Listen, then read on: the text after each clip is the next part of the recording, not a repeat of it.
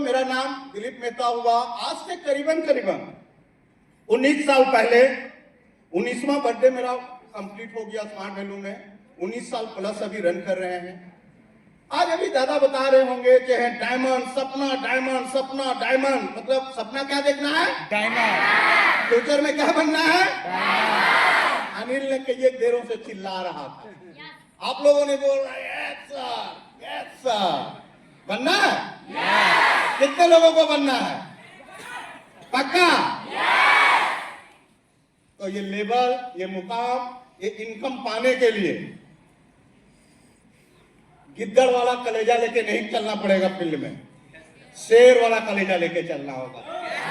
और शेर वाला भी रखने से नहीं काम चलेगा, बब्बर शेर बनना पड़ेगा। ये चलो उसके बाद कलेजा रख लिए सर, और घर में चादर के अंदर ने दुबक के बैठे हुए हैं। थोड़ा पानी पड़ा दुबके हुए हैं, थोड़ा ठंडा पड़ा दुबके हुए हैं, थोड़ा गर्मी पड़ा दुबके हुए हैं। हाँ? तो डायमंड बन जाएंगे। दूसरा चीज, आपको किसी मौसम के साथ कंप्रोमाइज करना नहीं है। बरसात को कहना पड़ेगा तू अपना काम कर, और हम तो अगर अपना काम, तेरा सीजन आया है, बरसात को कहो भाई रुक जाओ, तो कहेगा अभी रुक जाएंगे क्या, गर्मी में बरसेंगे? हमको कुटेगा नहीं गर्मी जो मौसम है। तो ये साला समय तेरा था रेनी सीजन में बरसने का, तुम आए हो मेरा में।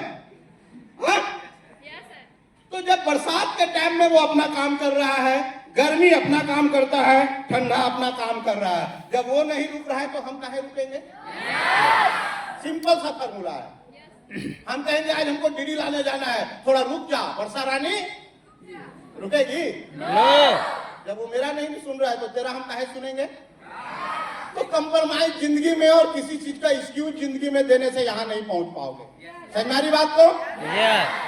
दूसरी चीज कि एक दिन में ये मुकाम नहीं मिलता है दोस्तों। इस मुकाम तक not only Dilip sir, not only सुजयदार, नॉट ओनली जो भी किसी फील्ड का सक्सेसफुल पर्सन को आप देख रहे हैं, आज पूरे दुनिया वर्ल्ड के लोग आज मोदी जी से इंप्रेस होते हैं, उनको आइकॉन मानते हैं, वाह वाह वाह। अचानक मोदी जी वहां नहीं पहुंचे, पूरे जिंदगी खपा दिए हैं। यस या नो? तब जाके आज वो हस्ती बने हैं, तब जाकर के उनकी आइडेंटिटी बनी है। आज हम लोग विराट जी को, आज रोहित शर्मा को, आज हम लोग जितने हार्दिक पांड्या को, चाहे धोनी को, चाहे सचिन सर को देखते हैं हम लोग, या उनको देख के वाह वाह वाह सक्सेस, वाह आइडेंटिटी, कितना स्टार्डम है। उन लोग एक दिन में नहीं, उसके लिए अपना नींद, चैन, खुशियां, सारे चीज को उन लोगों ने त्याग दिया था। किसके लिए?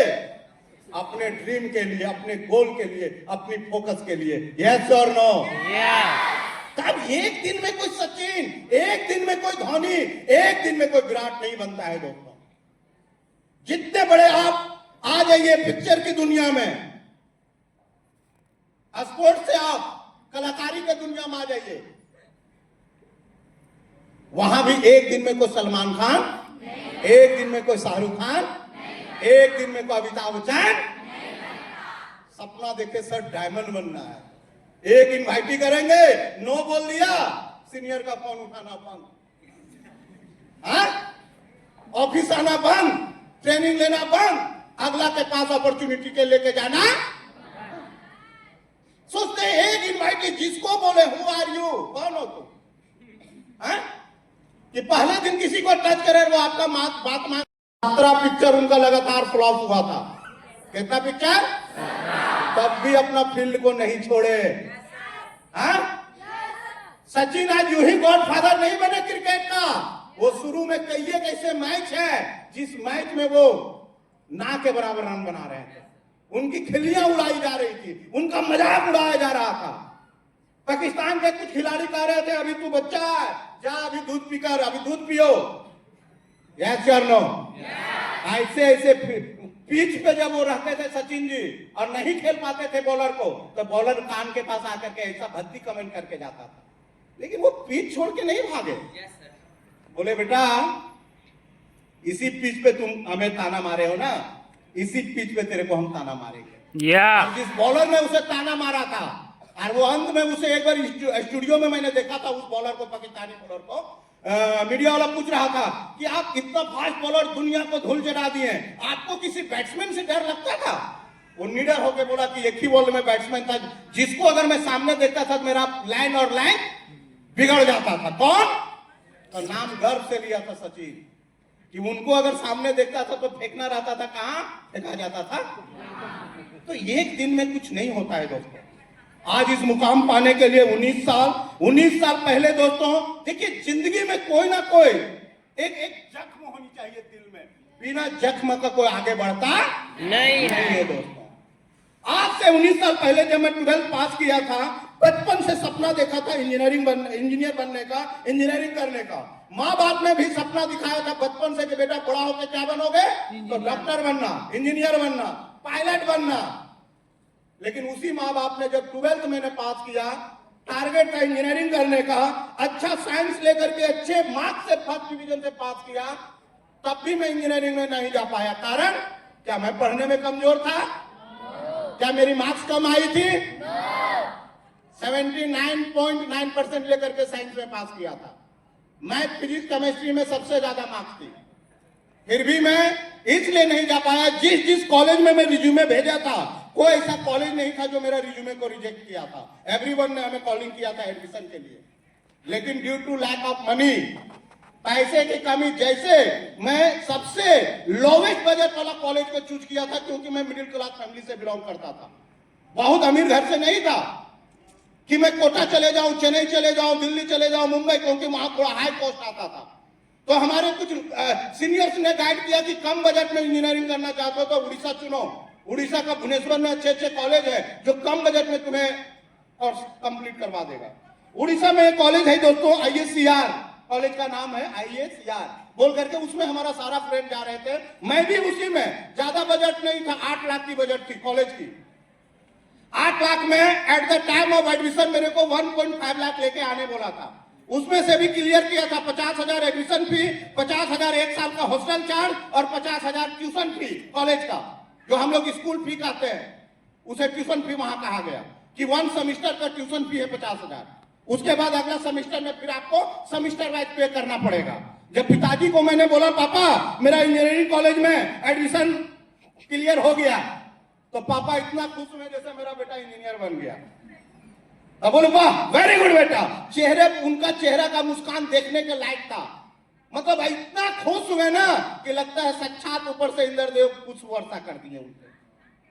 बोला वाह वाह वाह, तारीफ कर रहे हैं, माथे पे हाथ फेर रहे हैं, गर्दन पे हाथ फेर रहे हैं, वाह बेटा जियो मेरे लाल। मैंने बोला पापा एडमिशन के लिए इतना तारीख को जाना है। और क्या दिक्कत है, जाना तो। ऐसा लग रहा है बस आप कोई प्रॉब्लम नहीं है। हमने कहा पापा एडमिशन के लिए कुछ पैसा चाहिए। ऐसा लग रहा है, ऐसा ताव में पूछे ना कितना लग रहा है, बोल इधर से डालेंगे निकालेंगे हाथ में जा। उन्हें क्या लग रहा था कि मैं अपना गांव से 10 किलोमीटर दूर शहर में इंटर 12th का क्लास कर रहा हूं, 1,000-1,500 वाला। ऐसा लगा उनको कि 1,500 मांगेगा फिर दे देंगे। हमने पूछा कितना लग रहा है, हमने कहा पापा अभी तो 1.5 लाख मांगा है। कितना? पापा समझ गए हैं तब भी दोहरा रहे हैं। क्या पूछ रहे हैं, कितना बोला? कितना बोला? हमने नहीं बोला, तब तक पापे कहते 1,500 देना है। हम कहे नहीं पापा 1.5 लाख, 1,50,000। अब उनका सेकेंड, एक समय में 2 चेहरा, अब उनका दूसरा चेहरा देखने लायक बन रहा था। ऐसा लग रहा था कि कोई चाकू मार दे तो खून नहीं निकलेगा, ऐसा चेहरा हो गया। और बहुत चिंतित होकर पूछ रहे हैं बेटा 1.5 लाख लगता है? आप बोल रहे हैं? हम कहे पापा this is beginning, total course complete करते करते 8 लाख और थोड़ा एक्स्ट्रा खर्च करेंगे तो 10 लाख, क्योंकि वहां जाने के बाद लोग ऐसे उड़ाता है, कंट्रोल करेंगे तब 8 लाख, और उड़ाने में चल गए तो 10 लाख भी जाएगा। अब आप पापा कहते हैं 8 लाख लगेगा बेटा, रुक मम्मी से पूछना पड़ेगा। क्या बोलते हैं? अब करता धरता ये है, कमाने वाले वो हैं जो ज्यादा बोल रहे थे अभी कि मर्द घर जन्म लिए हो तो कमाना तो। मम्मी कमाने जाती थी कि पापा कमाने जाते थे? अब वो पूछ रहे हैं, मम्मी से पूछना पड़ेगा। हमें आंसर मिल चुका था और वही हुआ जो मैंने आंसर पा लिया था कि आप लगता है। अंत में मम्मी पापा डिसीजन लेके कहा कहते मेरे को अपना पासबुक देते हैं, कहते बेटा देखो तो कितना बैलेंस है। स्टेज पे बोल रहा हूँ दोस्तों, 14,549 रुपया था पापा का अकाउंट में। अब 14,549 रुपया जिस गार्जियन के अकाउंट में है, वो गार्जियन बचपन से सपना दिखाया बेटा कहती है मालूम, क्योंकि हम गांव से बिलोंग करते हैं और माँ पेपाधारी है, पढ़ी लिखी नहीं थी, लेकिन बड़े बड़े पढ़े लिखों को अपनी एक्सपीरियंस में फेल कर सकती है, इतना ज्ञान रखती थी। माँ कहती बेटा 8 लाख तो नहीं है बेटा, लेकिन 8 लाख तेरी, इतनी गांव में थे तो जमीन जगह बहुत था दोस्तों, 8 लाख तेरे हिस्से का अगर मैं जमीन बेच दूं तो 8 लाख रुपया तो हो जाएगा।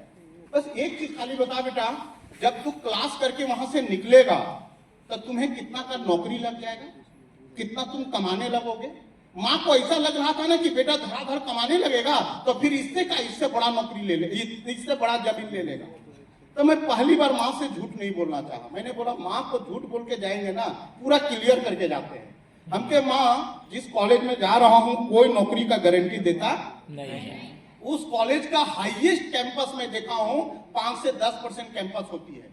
अगर मान लो माँ 100 लड़का वहां पढ़ रहा है तो 10 लड़का ही वहां कैंपस निकाल पाता है, 90 लड़का वहां से डिग्री लेकर के अपना घर आता है। अगर उसके अंदर में काबिलियत है तो मार्केट में जा करके अपनी काबिलियत के अनुसार नौकरी ढूंढ पाएगा, और नहीं अगर काबिलियत उसमें ले पाया, उसमें कोई क्वालिटी नहीं डेवलप कर पाया तो डिग्री लेकर के घर में भी बैठता है।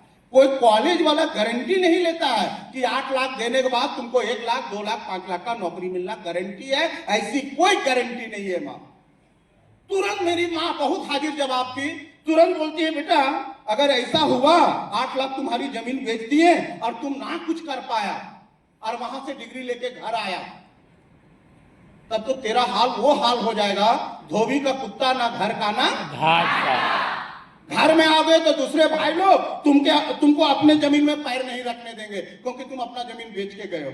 सही। और अगर उधर तुम नहीं कुछ कर पाया, क्योंकि मार्केट उसी समय बहुत ही खराब हो रही थी दोस्तों, इंजीनियरिंग और वगैरह वगैरह कोर्सेज का। तो मैं देखा था जब मैं इंटर कर रहा था, 11th 12th कर रहा था, तो कई एक ऐसे सीनियर थे जो बीटेक करने के बाद दोबारा कॉलेज में आकर एडमिशन लेने के बाद कॉलेज का डिग्री ले रहे हैं कि थोड़ा एक्स्ट्रा डिग्री मेरे पास आ जाएगा। और हाथ में किसका डिग्री है? बीटेक का। और फॉर्म भर रहे हैं, कोई रेलवे का, कोई और किसी का, कोई और किसी का। हम क्या इंजीनियरिंग बनने के बाद ये तो इंजीनियर का काम करता है, ये रेलवे में जाकर के टीटी का नौकरी भर रहा है टिकट काटने का, तो बीटेक करने के क्या जरूरी था। दिमाग में तो ये सब नेगेटिव चल रहा था। दोस्तों अंत में मैंने एक ही चीज सोचा कि पिताजी का जमीन, पिताजी का, हम लोग किसान हैं, गांव से हैं, सबसे ज्यादा किसान का चेहरा कब प्रफुल्लित होता है? एक अभी जब खेत में पानी है, जब वो सुबह हल बैल लेकर के खेत जा रहा है और खेत में जाकर के 6 बजे तक काम करता है, उन लोग को शाम में चेहरे पे थकान नहीं दिखाई देगा। देखिएगा, खुशी है कि मैं आज इतना खेत में फसल लगा दिया, और दूसरा खुशी होता है जब अपना खेत में फसल को पकते हुए देखता है। यस और नो? मैंने सोचा अगर मैं जीत करके पापा का जमीन बेचवा देता हूँ और फ्यूचर में अगर नहीं कुछ कर पाया तो मेरे पिता जीते जी मर जाएगा। जब जब अपनी जमीन पे दूसरे को हल चलाते हुए देखेंगे, मेरा पिताजी का कलेजा उस समय हर समय फटेगा। यस और नो? कि कभी ये खेत मेरा था, हम इसमें हल चलाते थे, आज हम अपना बेटा के कारण खेत को बेच दिए, और भगवान ना करे अगर हम अनसक्सेसफुल होके आए तो मेरे पिताजी तो जीते जी मर जाएंगे। दोस्तों मैंने भी अंदर अंदर कुछ सोचा, नहीं जीत करने गया, भगवान से बस एक ही चीज कहा, उसको जो कहना है आप कह लीजिए। एक भाषा में भगवान को गाली दिया कि भगवान पैदा ही करना था तो अमीर घर क्यों नहीं पैदा किया।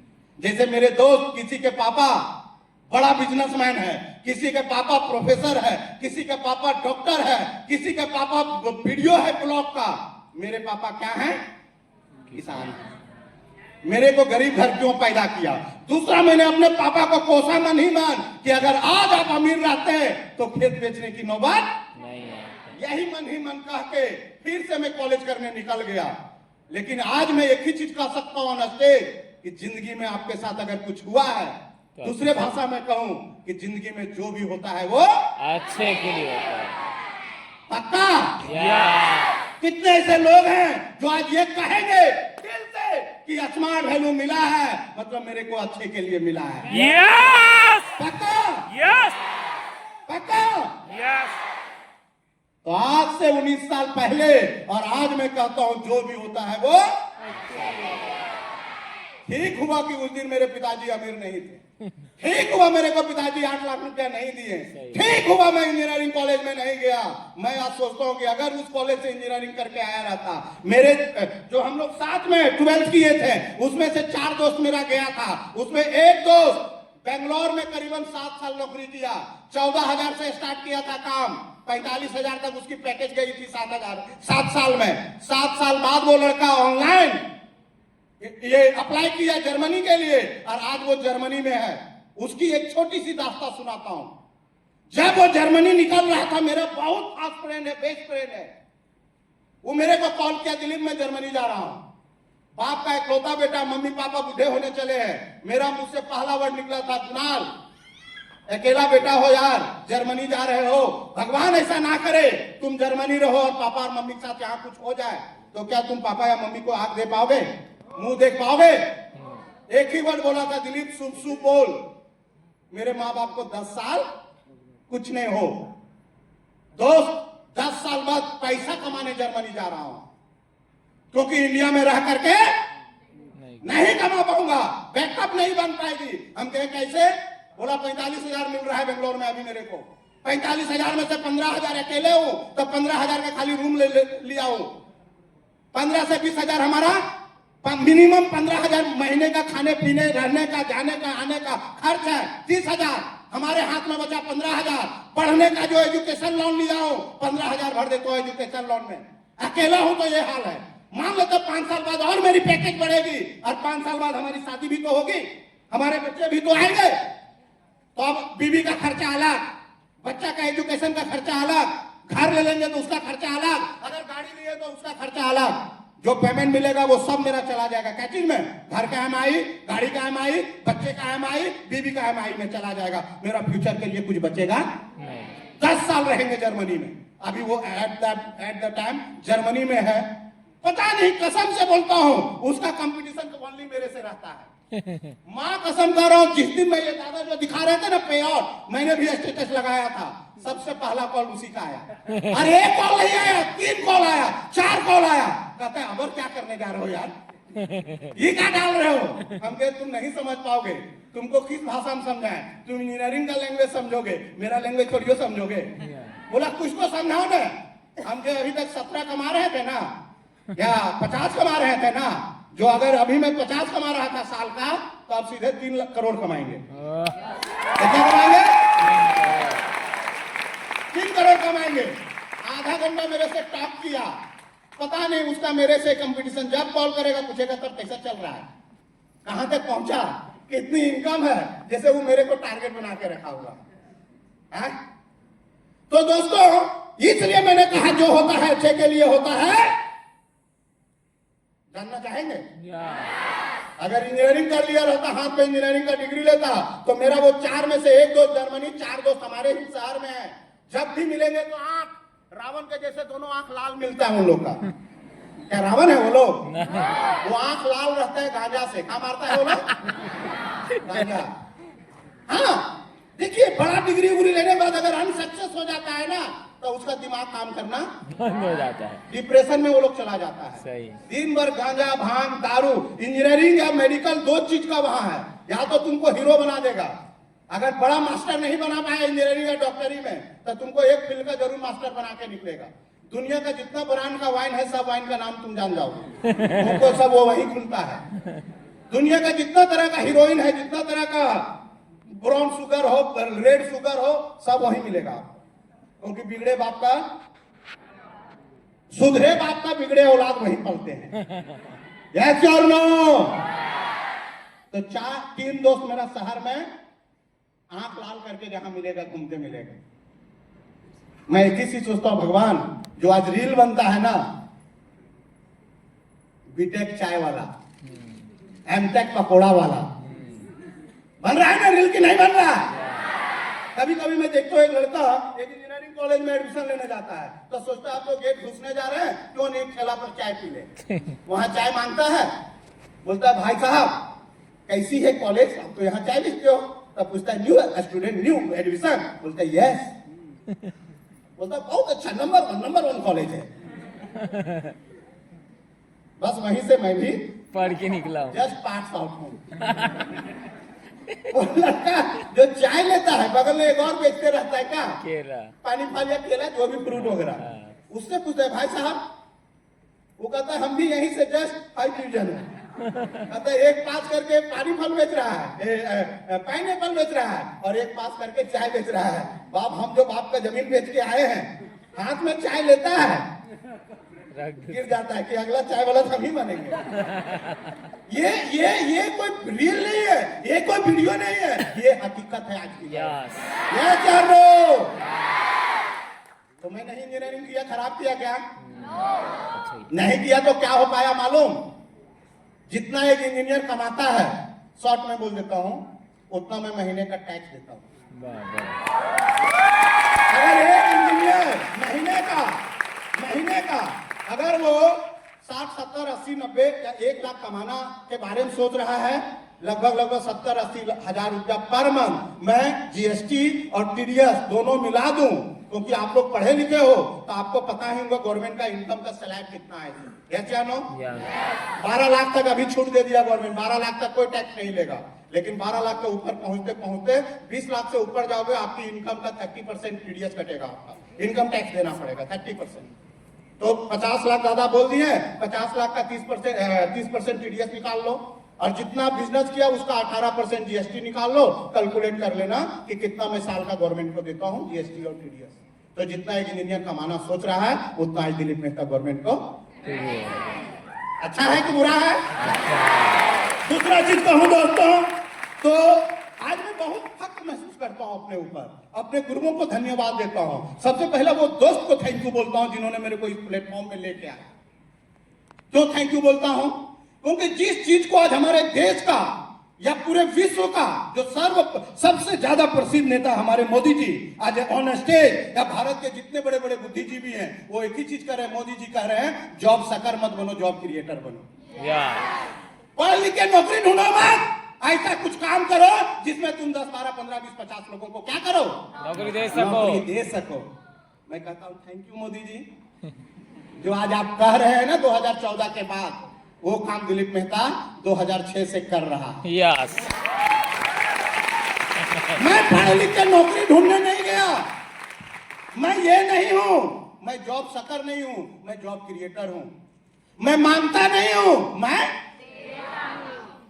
जो मेरे कुछ दोस्त अगर नौकरी कर रहे हैं तब भी मेरा सीना गर्व से फख्र से ऊंचा होता है कि तू जो 30 तारीख को सरकार के सामने हाथ फैला के तुम अपनी पेमेंट के लिए वेट करोगे ना, उसी पेमेंट के लिए मैं जीएसटी के रूप में, टीडीएस के रूप में 20 तारीख, महीना का 20 तारीख को हम अपना टैक्स भर देते हैं। सही। और जितना टैक्स भरते हैं कम से कम चतुर्थ वर्गीय, 3rd क्लास जिसको कहते हैं, 3rd ग्रेड या 4th ग्रेड, उन लोग का दो लोगों का जितना सैलरी होगा ना उतना 20 तारीख को हम जीएसटी भर देते हैं। तो मैं लेता नहीं हूं, मैं लेता हूं। तो थैंक यू बोलता हूं स्मार्ट वैल्यू को, अपनी सारी मैनेजमेंट को, अपने सारे गुरुओं को और अपने भारत के लाखों लाख बिजनेस पार्टनर को। आज ये सभी का सहयोग से आज मैं लेता नहीं हूं, आज मैं देता हूं। तो कौन बनना है आप लोग को? ये बनना है कि ये बनना है? ये बनना है पक्का। दूसरी चीज, मैं जब स्मार्ट वैल्यू में आया था दोस्तों तो एक ही मेरे सीने में जलन था कि जिस पैसे के चलते मैं अपना ड्रीम को पूरा नहीं कर पाया, साला दिलीप तुम इतना मेहनत कर कि आने वाला 13 जनरेशन कभी कहीं जाने के बारे में सोचे तो तुम वैसा बाप मत बनना कि तुम्हारे मुंह से यह निकले कि बेटा मेरे पास इतना पैसा नहीं। और दोस्तों प्लेटफॉर्म मिल चुका था, और प्लेटफॉर्म की ताकत हमें समझ में आ गई थी। मेरा अपलाइन ने ताकत समझा दिया था, पढ़ा लिखा था, मैं 11-12 मैथ से किया था, इंजीनियरिंग का सपना देखता था, तो मेरे को तुरंत इसका जो टाइम कंपाउंडिंग वाली पद्धति जो समझ में आ गई, income equal to time into rate का पावर एन की पद्धति जो हमें समझ में आ गई, अदर पीपुल टाइम और अदर पीपुल टैलेंट की पद्धति जो हमें समझ में आ गई, हमने एक ही चीज सोचा, जो इंसान हमें बता रहा है वो हो सके हमसे कम पढ़ा लिखा हो, या हो सके ये गलत, लेकिन जो मैथ बता रहा है ये मैथमेटिक्स में कहीं से कोई गलती दिखाई नहीं दे रहा है। मैं बस उसको सॉल्यूशन को या वो कोटेशन को या वो पद्धति को मैंने समझा और इन द ईयर 2006 में अपनी जर्नी को स्टार्ट किया। आज लगभग 19 साल 4 से 5 महीना हो गया दोस्तों, 4 से 19 साल 5 महीना में ना कहीं बाएं देखा ना कहीं दाएं देखा, एक ही मिशन था, बड़ा आदमी बनना, और एक ही ऑर्गेनाइजेशन पे फोकस किया कि बड़ा आदमी एक ही जगह से रख के बना जा सकता है। 19 सालों से निरंतर लगातार लाख आंधी आया, लाख तूफान आया, लाख कुत्ते लोग भौंकना स्टार्ट किया, लाख भेड़िया चिल्लाना स्टार्ट किया, किसी के कुत्ते को भौंकने से, किसी भेड़ियों को गिड़गिड़ाने से मैं एक ही चीज सुना था, हाथी चले बाजार कुत्ते भौंके, कुत्ते को भौंकते रहने दिया, किसी कुत्ते को सामने आकर के काटने की हिम्मत नहीं थी, दूर से भौंकता था। क्या करता था? अपलाइन ने कहा था तुम आगे निकलोगे कुत्ते लोग भौं भौं भौं भौं करेंगे, भौंकने दिया, आज इतना ऊपर चला गया कि कुत्ता गली में अगर भौंक भी रहा होगा तो हमें सुनाई देता नहीं, टॉप में किसी की आवाज सुनाई नहीं देती है। यस और नो? वहां पहुंचने का टारगेट था, और वहां पहुंचने के लिए लगातार कंपनी की पद्धति, कंपनी के अपलाइन गाइडलाइंस, अपलाइन की गाइडलाइंस को फॉलो किया। जो हमें टास्क मिला दोस्तों, मैं एक ही सोच के काम करता था, अपने समय का चैंपियन रहूं। जब मैं ट्रेनिंग लेता था तो मैं एक ही चीज सोचता था, बैठे बैठे ट्रेनिंग लेते लेते, ट्रेनिंग नहीं लेता था, मैं एक ही चीज सोच के ट्रेनिंग लेता था, बेटा दिलीप आज तू ट्रेनिंग ले रहा है ना, एक दिन तुम्हें क्या करना है, रिसीवर, आज तुम रिसीवर हो लेकिन एक दिन तुम डिलीवरी करो इसका, इसके लिए बैठ के मैं ट्रेनिंग लेता था। जब मैं दोस्तों किसी को फॉलोअप करते हुए देखता था, या मेरा जब कोई फॉलोअप कर रहा था, मैं एक ही चीज सोचा था, इससे ज्यादा बेटर फॉलोअपर हमें बनना है। जब किसी को अपना इनकम दिखाता था, मैं उसका इनकम देख के जलता नहीं था, टारगेट सेट करता था, बेटा आज तुम्हें ये 10,000 का चेक दिखा रहा है, इसी को साले को 50,000 का चेक दिखाना है।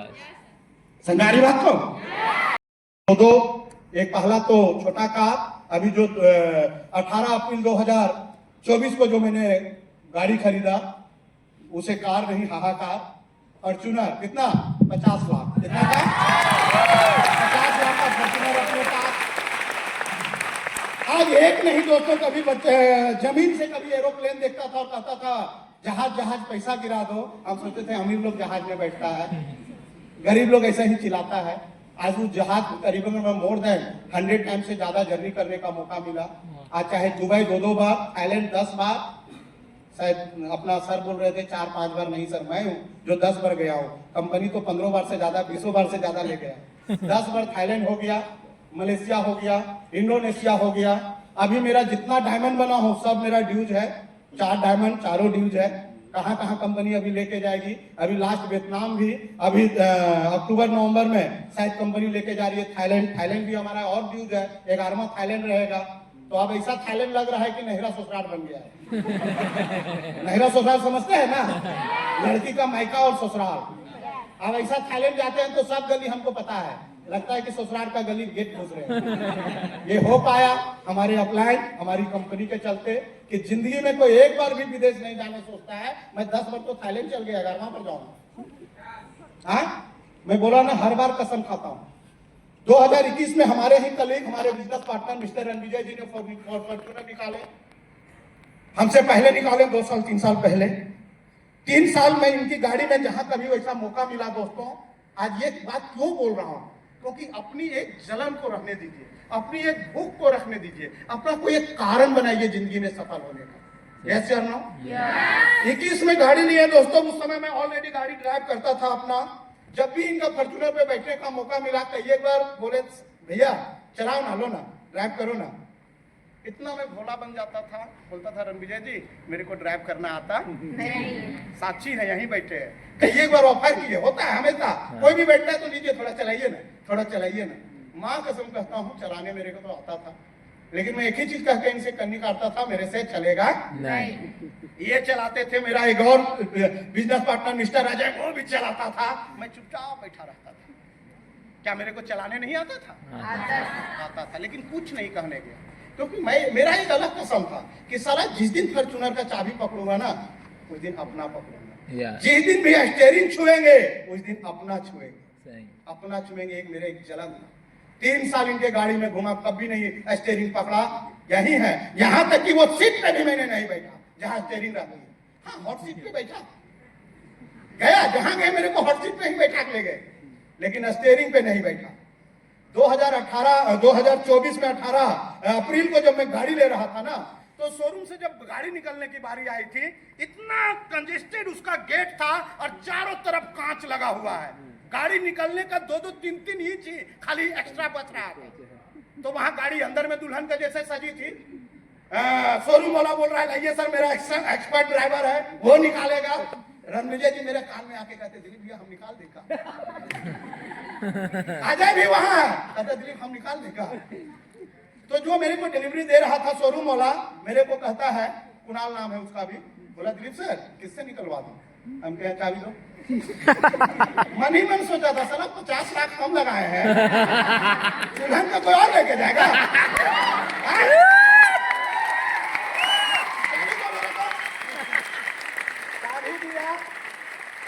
चाबी दिया, साहब मेरा गाड़ी से 3 फीट दूर, साहब सबका कलेजा धक धक कर रहा है।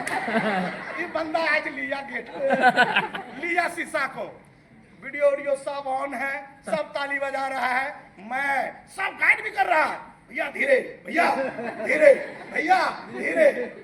अरे टेंशन भी है, प्रेशर भी है, वो माहौल खुशी का माहौल। देखिए उतना बड़ा काम करने बीपी ऊपी सब प्रेशर बढ़ा हुआ रहता है, फिर भी गाड़ी को इतना स्मूथली वीडियो होगा तो अभी पता नहीं दे नहीं पाया। आप देखिएगा, चाहे आ गया होगा वीडियो अभी तक कहीं कहीं आप लोग के पास, देखिएगा। कोई नहीं कहेगा नया ड्राइवर पहली बार फॉर्च्यूनर कार पे बैठ के निकाल रहा है, सही हमारी बात को। ये कहते आए भैया कब सीखे, कब सीखे? हमने कभी नहीं, तो आज तक तो ये बोलते हैं हमें चलाने नहीं आता है। हम उस समय इतने ही बोले थे, आप नहीं समझिएगा, रहने दीजिए। बाद में राज खोला था, लोगों के सामने खोला था कि क्यों नहीं। तो जिंदगी में अगर सक्सेस करना है तो थोड़ा सा अपने अंदर में तकलीफ सहना पड़ेगा, यह जानो, कसम खाना पड़ेगा। कोई दूसरा का मेडल पकड़ के फोटो खिंचाएगा, दूसरा का कार में फोटो खिंचाएगा, खाली कार में छू के कसम खाओ, साला बैठो मत, यह जानो। स्कूटी को छुओ और फोटो खिंचाओ, लेकिन स्कूटी पे बैठो और कभी उस पे चढ़ो मत, यह जानो, न तो तेरी भूख मर जाएगी। आज ये कारण रहा जो आज वहां से यहाँ तक आया हूँ, और आगे भी बहुत सारा कारण है दोस्तों। अभी मैं थका नहीं हूँ, अभी मैं रुका नहीं हूँ, अभी मेरा ड्रीम पूरा नहीं हुआ है। अभी तो जस्ट हम लोग सोचते हैं अभी बिगिनिंग किए हैं, क्या किए हैं। और जैसा अभी ले आया 2.0, हमें लग रहा है भगवान ये 2006 में आया रहता तो क्या होता, क्या होता, इतना देर काहे किया भगवान। लेकिन फिर कहूंगा जो होता है सो अच्छे के लिए, अच्छे के लिए होता है। Are you ready? तो एक ही कसम खा के इस हॉल से जाइएगा। आज जिनको नहीं भी स्टेज मिला, कसम खा के जाइए कि पूरे छत्तीसगढ़ में मोर देन 1 करोड़ की आबादी है, पूरे भारत में 1 अरब 40 करोड़ की आबादी है, और मात्र अभी 50 लाख की फैमिली हमारी, अभी भी 1 अरब 39 करोड़ बाकी है, ज्यादा 39 करोड़ 50 लाख लोग बाकी हैं, यस या नो। तो जब तक हम लोग जब तक बैठेंगे नहीं, रुकेंगे नहीं, जब तक घर घर में स्मार्ट वैल्यू का झंडा ना गाड़ दे, घर घर में स्मार्ट वैल्यू का चेक ना पहुंचा दे, घर घर में स्मार्ट वैल्यू का नहीं कहेंगे कार, नहीं कहेंगे स्कूटी बैग। अब जो प्लान आ रहा है ना, कहेंगे घर घर में साला फॉर्च्यूनर नहीं खड़ा कर दे, तब तक ना रुकेंगे ना बैठेंगे।